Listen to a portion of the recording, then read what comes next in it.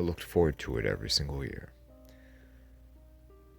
Little post-Thanksgiving holiday getaway with my friends. Just went up to the cabin that I rented and just set myself at ease. Go hiking, go fishing, swimming in the lake maybe. Well, not this time of year, of course, because it's a little too chilly for that.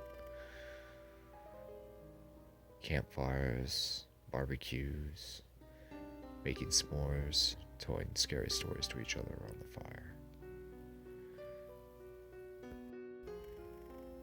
Felt great to get out.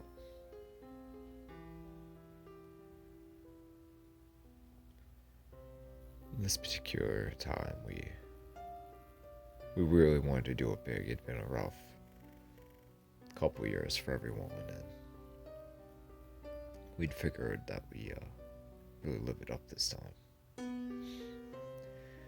It was myself, my buddy Chuck, my buddy Ariel, and her dude Tony, and another friend Samantha. We began to head out. And things seemed no different than usual. Things seemed no more off kilter or unusual. But for some reason, Ariel seemed a little tense. I asked her what was up, and she kind of shrugged a little bit. Come on, tell me what's going on. What's up? I had a really bad nightmare last night, she said. Really, what was it about? God.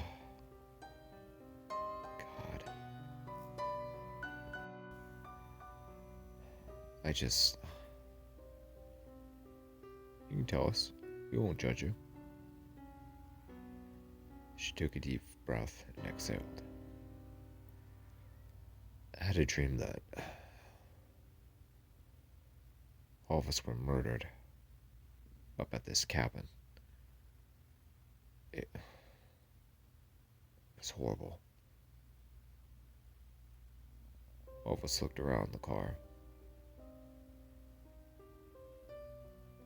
Go on, I said. It was horrible. It was. Look, I'm sorry if I'm having a hard time talking about it, but it was just really bad. I nodded. I looked at everyone else in the car and assuredly patted her on the back. No worries.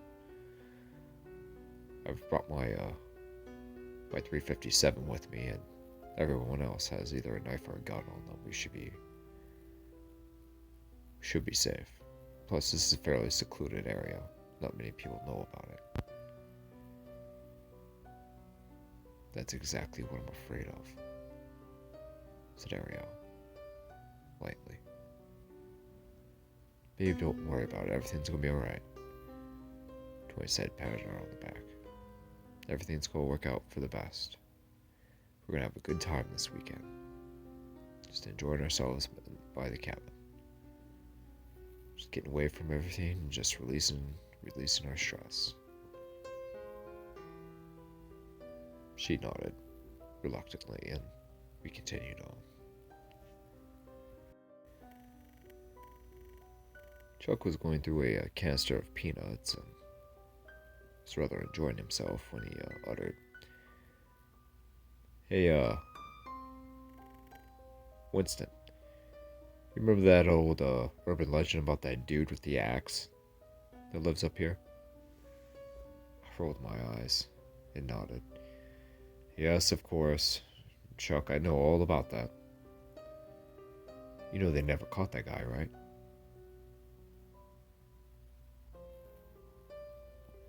I stared at him blankly. Really? We're gonna have this conversation now? I said. It's what Ariel just went through last night. Yeah, she can take it. She's not a snowflake. Hey, Ariel, does this type of thing bother you? Does this type of conversation make you uncomfortable? She just turned around and stared at him, blankly, silently. Okay, I'm sorry. I'll just wait till... You know, Chuck, it's best if you don't, right now, I said. He nodded and continued with eating his peanuts. But Tony chimed in the back. Hey, what about this axe dude? I've never heard of this before. What? Don't worry about it, Tony. I'll tell you about it a little later. Okay.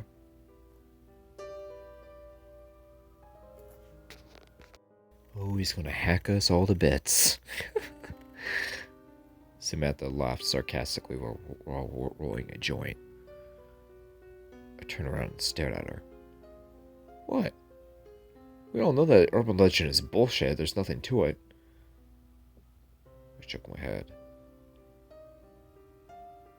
Well, technically it isn't. You see, there was actually a dude that, you know... Guys, can we please not talk about this right now? Please. I looked over at Ariel. She shook her head and sighed. Well, I guess it was only a dream. You guys seem... I don't want to be a burden to you guys, so just go ahead and talk about it. It's fine. I should be alright. Are you sure? I looked over at her, concerned. She nodded. Yeah, go ahead. I'm fine. Okay. Tony grabbed her hand and he held it there for a few minutes. Yeah, that was actually based... This whole scenario, that whole urban legend was based on an actual case, said Chuck. There's actually a dude up here about, what was it, 15 years ago, maybe? There was a whole bunch of people that were found hacked up, for lack of a better word. Hacked up to pieces, just... You know, Ariel, let me know if this is too graphic for you, okay? This is just... She shook her head and waved her hand. Oh, go ahead, Chuck, I'm fine. Okay, well... Out of known bodies they found so far, there were about 30 or 40 of them so far that they found, and there's hundreds of more people that have gone missing around here over the past 15 years or so. Within like a 20-mile radius of this location, no one knows what happened to them. There was never a trace of them. So, hey, never know. Yeah, that's true. You can never be too careful or too safe. That's why I brought old Painless along with me, I said with a slight chuckle. Yeah, you and that damn 357, said Tony. Gonna blow his ass away, aren't you, Winston? Samantha chimed in, laughing. Damn right, I giggled. You know, Winston, for someone that's so even-keeled and peaceful, you have quite a bit of a martial and militant side to you,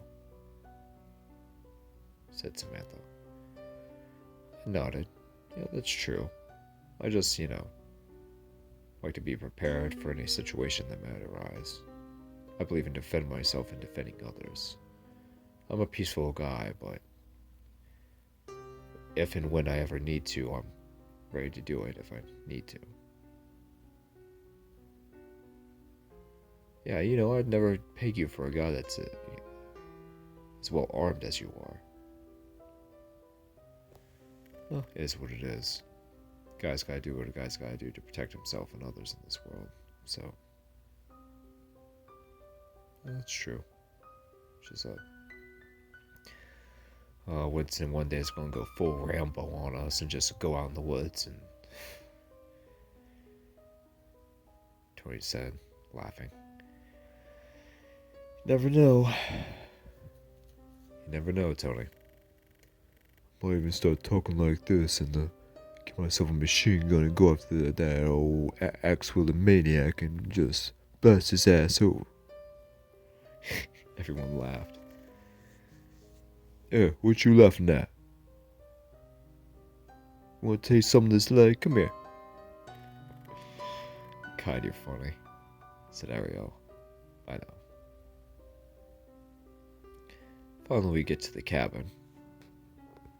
We unpack the car and everyone gets settled in.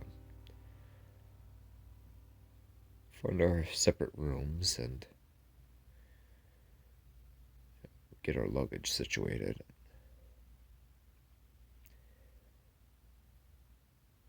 Just sit around outside on the benches, just admiring the fall air and the fall weather, the landscape around us. You know, this place sure is something else, said Chuck. Tony nodded. Yeah, love coming up here. What is this, my second or third time up here now, Winston? Yeah, so I think it's your third. Yeah, it's a really nice place. That it is. Ooh, you guys see that? Said Samantha. See what? Asked Chuck. Yeah, I saw a deer over there. Sure enough, there was a doe and a fawn. They were just passing through the neighboring woods, trampling through the falling leaves and going through and around all of the barren pines and trees that were mostly bare, but there were a few evergreens in the mix with the deciduous forest. I nodded, smiling. We all smiled. As the two deer passed by, we started to notice a slight breeze picking up, but nothing that was out of the ordinary. We all looked at each other. So, they never caught that guy, eh? Said Tony. Oh, Jesus Christ, Tony, would you drop it already? Hey, I'm just genuinely concerned. I mean, we don't know if this guy's alive or dead, or if he was captured or what. I mean, he could still be around for all we know. I'm just, curious. What's so curious about a psycho butchering people? I don't know, he said, shrugging. It's just... I don't know. There's just something about it that I can't put my finger on. It's just... It's like, it feels so familiar, but... That's because it's, in a familiar setting, and then, it's been in quite a few slasher films since the early 80s, started with Friday the 13th, and later The Burning, and, Madman, and all that crap, I said. Well, that's true, it's kind of a, archetypal situation, being out in the wilderness with your friends, and trying to have a good time, and then some monster tries to get you. I sighed. For the last time, I whooped up my 357.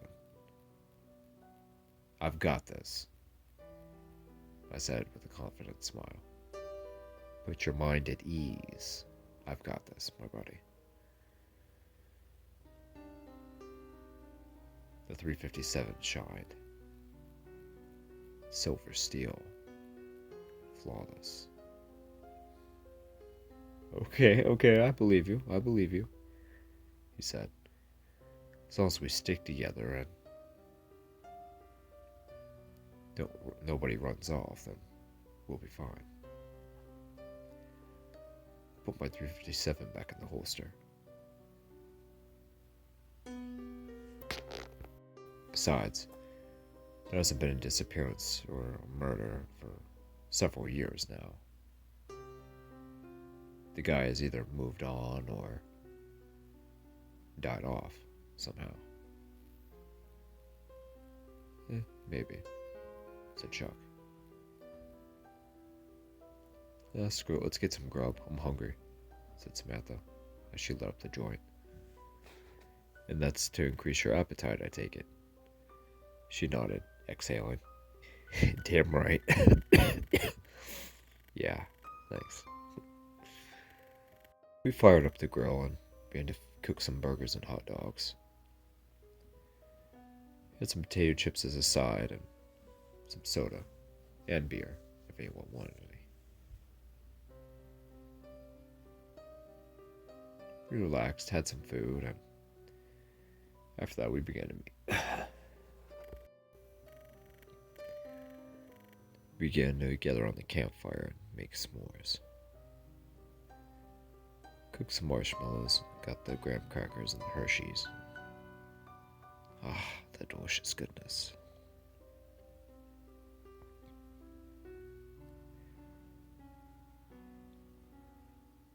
We told each other some ghost stories, some scary stories other than the axe murderer. We, slowly but surely, one by one, we began to go back into the cabin and take care of some business and go to sleep.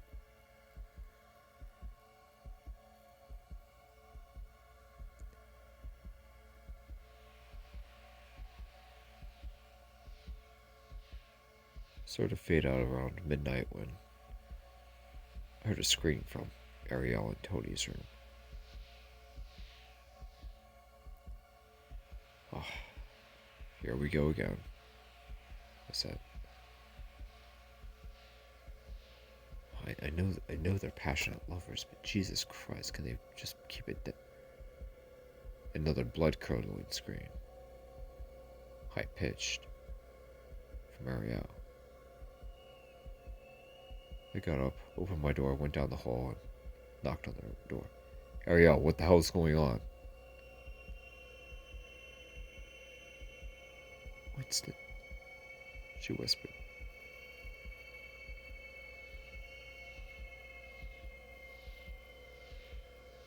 I opened the door slowly.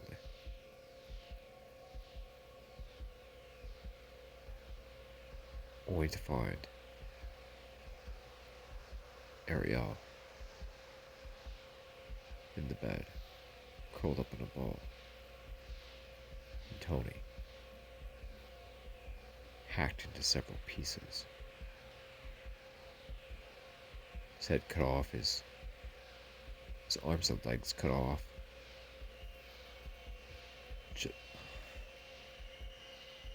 So much blood on the floor and so much carnage on the ground.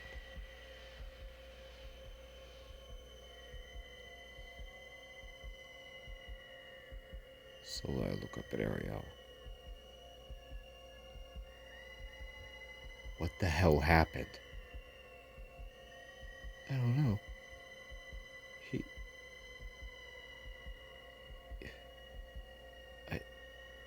I woke up and there he is, just like this. He did. She put her hands on her face and started bawling. Luckily, I had brought my 357 with me on my holster, even though I was wearing pajamas and had strap around me.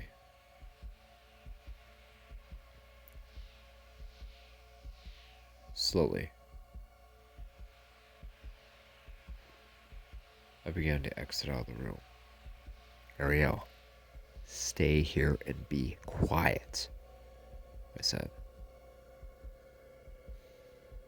I drew my weapon, searched around. I look in the living room, check the doors and the windows. Called out. Alright, motherfucker. Want a piece? Come on, let's have a piece. Come get some. You better be gone. You better pray to God that I don't catch you in here alive. Where the fuck are you? Come out. Now. I screamed.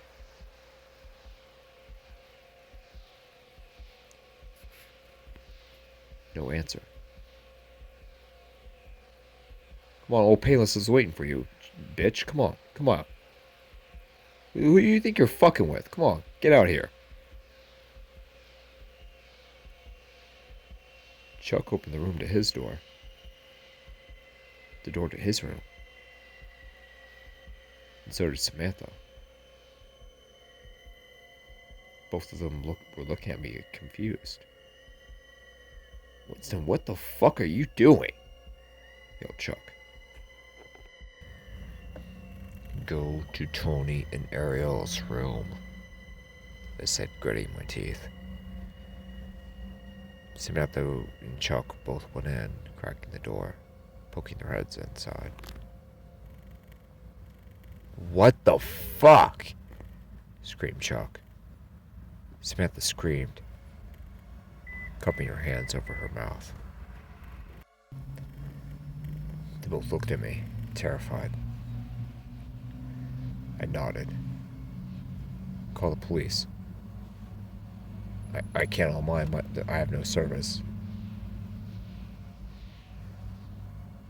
Ariel, check your phone. See if you have a connection or service.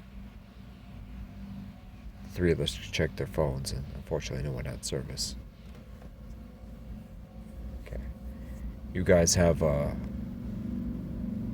Chuck, you got your 38 special on you, right? He nodded. Yeah, I do. Good. What about you, Samantha? I have a Bowie knife.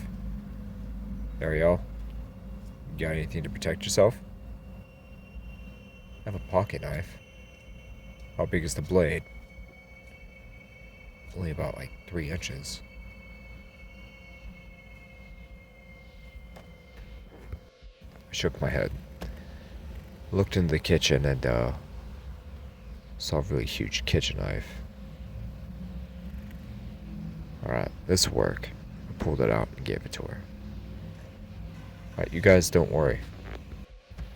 Just hold still. Just stay here. I'm going to drive over to the sheriff's office and report what's being done here.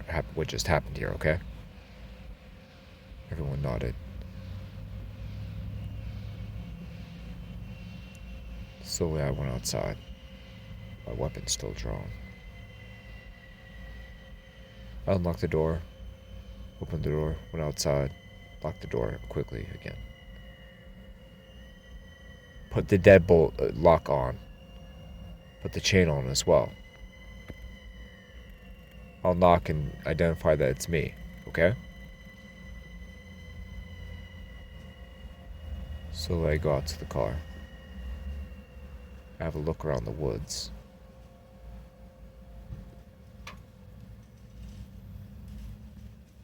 Open my driver's side door, but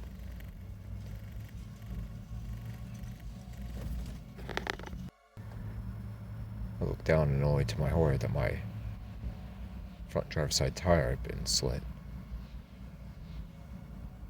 It's completely flat. I didn't have a spare on me. I go around and check the other tires to make sure that everything's kosher, but to my horror, all 4 of them had been slit. Down to the metal, down to the hub, down to the rim.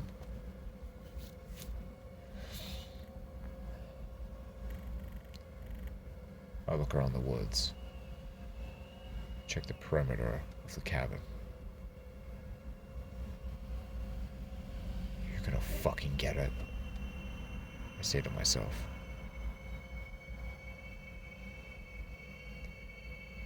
I knock on the door and identify myself to let them know it was me.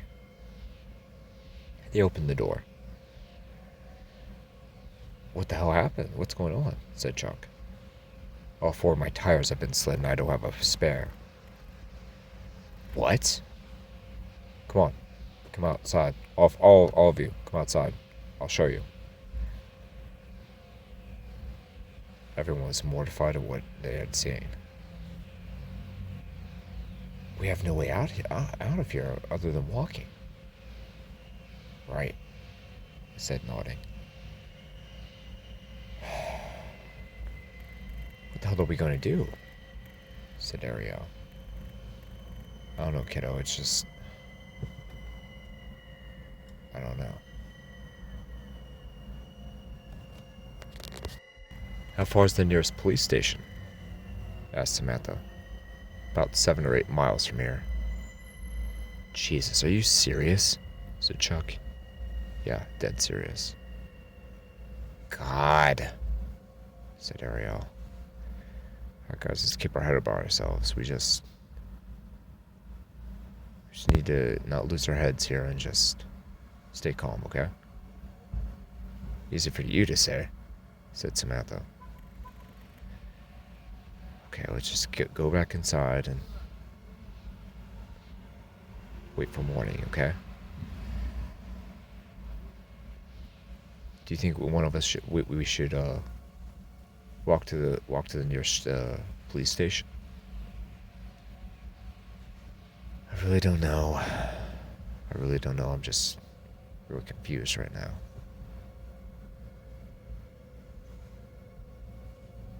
Just go inside and stay in the living room, I guess, and just wait till morning. We're not gonna walk to the sheriff's station in the dark like that. No. We have flashlights on our phones. I know, but it would be much safer to go during the day. Come on, let's get back into the cabin, into the living room.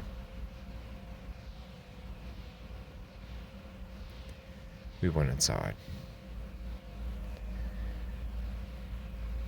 For an hour or two, we were all up on edge. Slowly, once 2:33 a.m. hit, all of us started dozing off.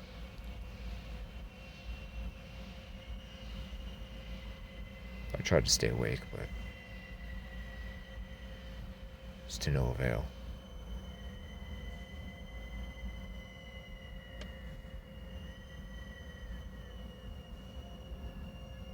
I wake to the sound of Samantha and Ariel screaming.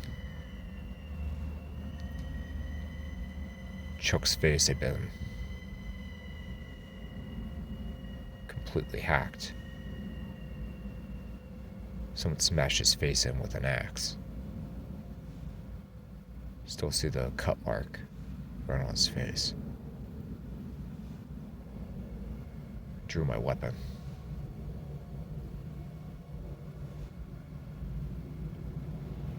Looked around. I checked the doors and the windows.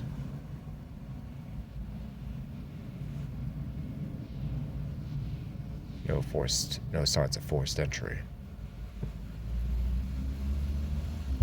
I commanded Ariel and Samantha to look with me. All around the rooms, the closets, the bathrooms, the beds, underneath the beds, everywhere. Again, there was no sign of forced entry. And no sign of a murder weapon in sight. I looked at the two girls.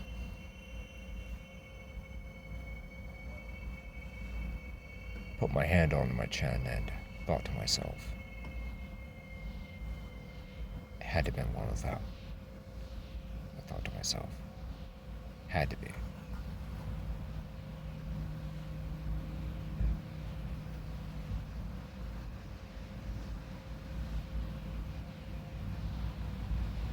I shook my head. We remained in the living room. Winston, why are you looking at us like that? asked Samantha. Oh, nothing. It's just there's no signs of forced entry and there's no murder weapon.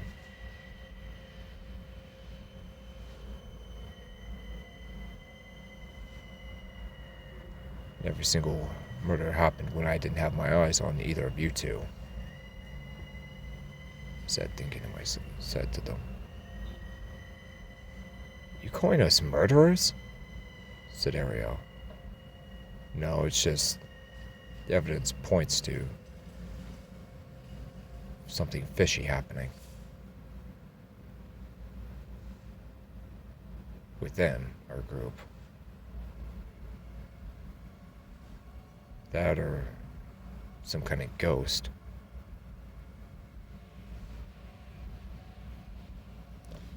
We argued and debated amongst ourselves a little longer, and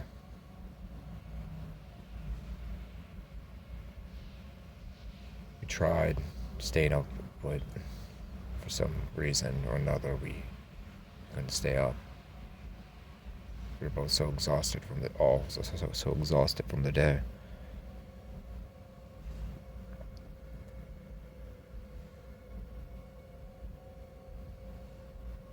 I wake up again, but only this time. I wake up to see Ariel burying the blade of her axe into the face of Samantha, pulling it out. She turns around and stares, her eyes crazy wide, sporting a demonic, wicked smile. You want to play, Winston? I got something for you.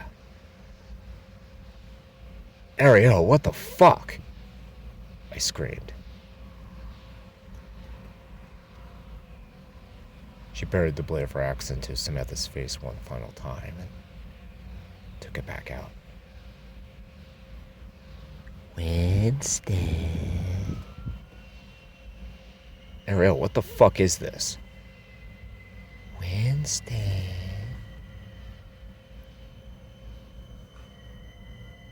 My .357 was on the table. I grabbed it really quickly. You've been a bad boy, she whispered, still staring at me intensely and sporting that demonic smile. Ariel, stay the fuck back. Winston. Ariel, stay back. I mean it. Pulled out my cell phone and started recording. Oh, that precious little evidence isn't going to help your little candy ass now will it? She whispered. Ariel, stay the fuck back. I'm warning you. Oh, I'm trying to stay the fuck back, but you don't understand. Understand what? She's backing me towards the front door.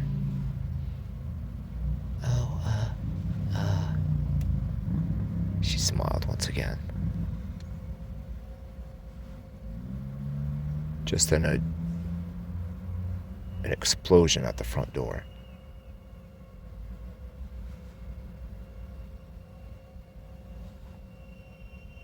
I back away and to the right, to simultaneously keep one eye on Ariel, one eye on the door, and there was a blade of an axe bursting through the door. Repeated strikes over and over, hacking down the door. The fuck?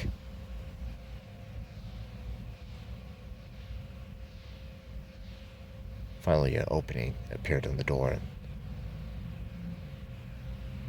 a grizzled, middle-aged man. Sharp blue eyes, sharp nose, thick beard, broad shoulders. His face, withered from sun exposure and the elements, staring directly at me.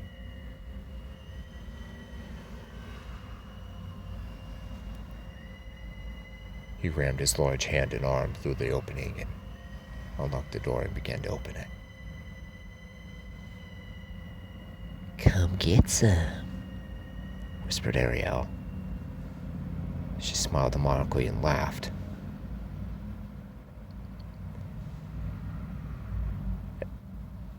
She brought her axe up. Ariel, don't you fucking dare, I screamed. Too late, sweet stuff. As she began to swing, I had no other choice but to fire. I fired 2 rounds in the chest, and a third in the head for good measure.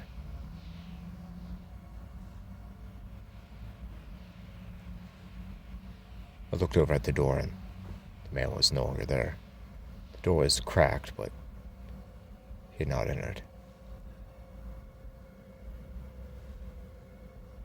I still had my cell phone in my hand, still recording. God, I screamed. I went outside and